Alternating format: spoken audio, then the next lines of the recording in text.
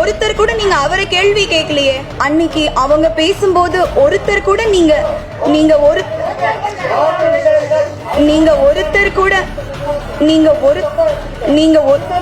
என்ன சார் தப்பா எடுத்தேன் சொல்லுங்க. ஏன் அணிந்திருக்கிற உடை வெயிலுக்கு ஏற்ற உடையா, சரியான உடையான்னு கேட்டேன். ஆமான்னு சொல்லலாம், இல்ல இல்லைன்னு சொல்லலாம்.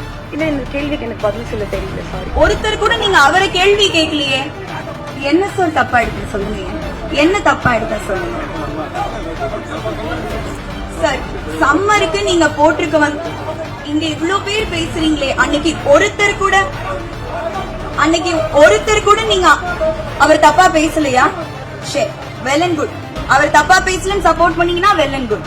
கோடை காலத்துல தண்ணி குடிக்கிறதுக்கும் நான் அணிஞ்சிட்டு வந்த சாரிக்கும் என்ன சம்பந்தம்? ஒருத்தர் கூட நீங்க அவரை கேள்வி கேட்கலையே. சரி, ஓகே. அமைதியாவே இருக்கிறதுனால நான் ரொம்ப பலவீனமானவள் அப்படின்னு நினைச்சிட்டு உங்களை மாதிரியான சில ஆண்கள் உங்க பலத்தை என்கிட்ட காட்டணும் அப்படின்னு நினைக்கிறீங்களான்னு எனக்கு தெரியல.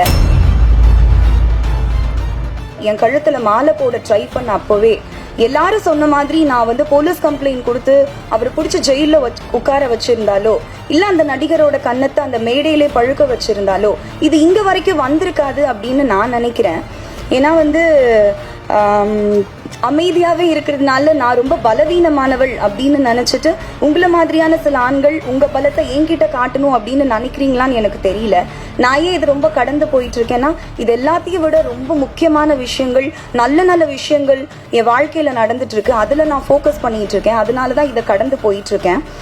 ஸோ நான் கேள்விப்பட்டேன் சார், உங்களுக்கு 50-60 வயசு கடந்துருச்சு, நீங்க பணி நிறைவு காலத்துல இருக்கீங்க, ரிட்டையர் ஆக போறீங்கன்னு கேள்விப்பட்டேன்.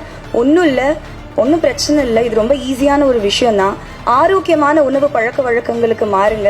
ஒரு நாளைக்கு 3 லிட்டர் தவறாம தண்ணி குடிங்க. நடைப்பயிற்சியோ யோகாவோ தியானமோ ஏதாவது ஒரு வகுப்புல சேருங்க. இயற்கையை ரசிங்க. சந்தோஷமா இருங்க. பாசிட்டிவான விஷயங்களை பேசுங்க. இது சீக்கிரமா சரியாயிரும் அப்படின்னு நான் நினைக்கிறேன். ஸோ இது பத்தி நபிகள் நாயகம் ஒன்று சொல்லியிருக்காரு. அதோட சொல்லி முடிச்சுடுறேன். ஒருவருக்கு பரிசுத்தம் வேண்டுமானால் அவர் தீங்கு விளைவிக்காத வார்த்தைகளை பயன்படுத்த வேண்டும். அன்னைக்கு அவங்க பேசும்போது ஒருத்தர் கூட